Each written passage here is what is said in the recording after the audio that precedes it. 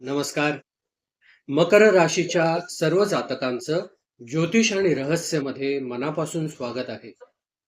मे महिन्यात एकंदर ग्रहांची स्थिती कशी आहे आणि त्याचा तुमच्या आयुष्यावर, तुमच्या जीवनावर कसा परिणाम होऊ शकतो? तुमचं आरोग्य कसं असेल? जॉब, करिअर आणि व्यवसायासाठी हा महिना कसा आहे? नातेसंबंधांसाठी कसा आहे?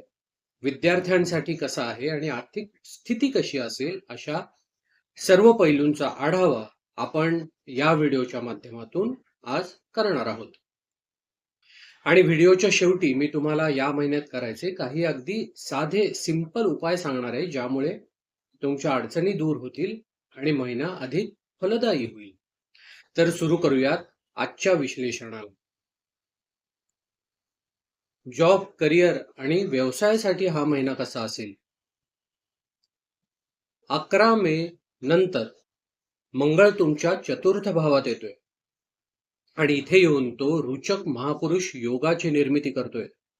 ही तुमच्यासाठी खूप शुभ आणि लाभदायक पोझिशन आहे.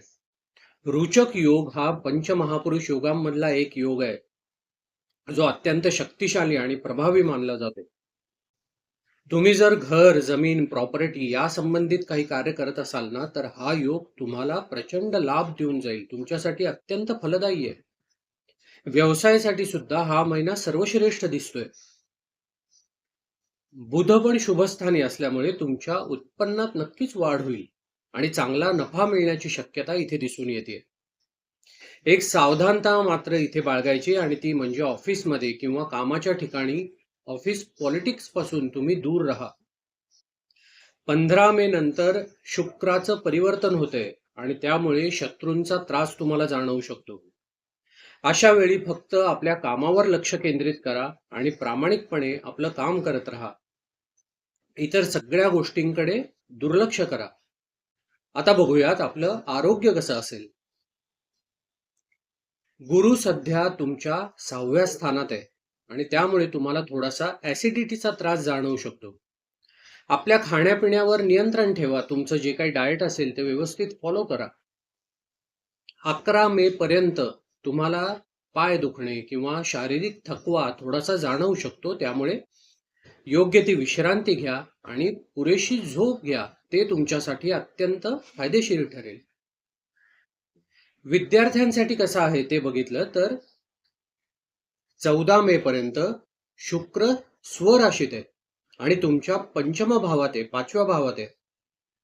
त्यामुळे शिक्षणासाठी हा अत्यंत उत्तम काळ आहे. जर तुम्ही एखादा नवीन कोर्स सुरू करायचा विचार करत असाल किंवा शिक्षणाच्या बाबतीत काही महत्वाचा निर्णय तुम्हाला घ्यायचा असेल, तर 14 मेच्या आधी 14 मे पूर्वी घेणं अत्यंत लाभदायक ठरेल. तुमच्यासाठी सर्वोत्तम ठरेल. नातेसंबंध बघितले तर मंगळ बघा 4थ्या भावात येतोय आणि त्यामुळे घरातलं वातावरण थोडंसं ताणतणावाचं राहू शकतं. लहान सहान कारणावरून उगीच खटके उडू शकतात. त्यामुळे आपल्या बोलण्यावर, आपल्या शब्दांवर थोडंसं नियंत्रण ठेवा. कोणी दुखावले जाईल असे कठोर शब्द वापरू नका. त्यामुळे घरातील शांतता टिकून राहील. अन्यथा अहंकारामुळे संबंध बिघडण्याची शक्यता इथे दिसतीये. आर्थिक स्थिती कशी असेल ते पाहिलं तर परदेशातील कामं किंवा टेक्नॉलॉजी किंवा मीडियाशी संबंधित काही कार्य तुम्ही करत असाल तर त्यातून तुम्हाला धनलाभ होण्याची शक्यता आहे. पण एक गोष्ट इथे लक्षात घ्या की राहू सध्या तुमच्या 2ऱ्या स्थानात आहे आणि त्यामुळे कुठलेही मोठे आर्थिक व्यवहार सध्याला करू नका, अवॉइड करा. सह्या करताना पेपरवर्क नीट तपासून पहा. कुठल्याही भुरळ पाडणाऱ्या योजनांमध्ये इन्व्हॉल्व्ह होऊ नका. त्यापासून दूर राहा, अन्यथा फसवणूक होण्याची शक्यता इथे नाकारता येत नाही.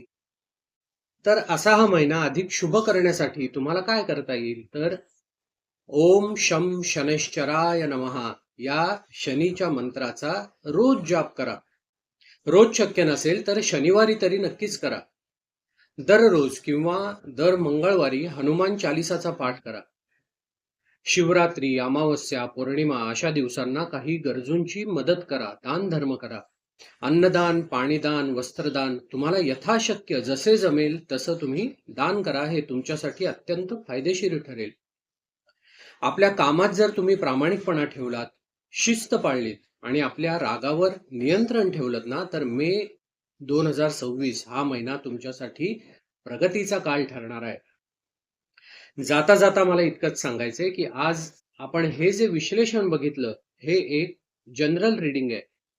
तुम्हाला जर कुठले महत्त्वाचे निर्णय घ्यायचे असतील, तर ते या जनरल रीडिंग वरून न घेता स्वतःच्या वैयक्तिक कुंडलीचे विश्लेषण करणं अत्यंत महत्त्वाचं ठरतं. आजचं हे विश्लेषण जर तुम्हाला आवडलं असेल, तर व्हिडिओला लाईक करा आणि चॅनलला जर तुम्ही अजूनही सबस्क्राईब केलं नसेल, तर जरूर सबस्क्राईब करा. भेटूयात पुढच्या व्हिडिओमध्ये. श्री स्वामी समर्थ.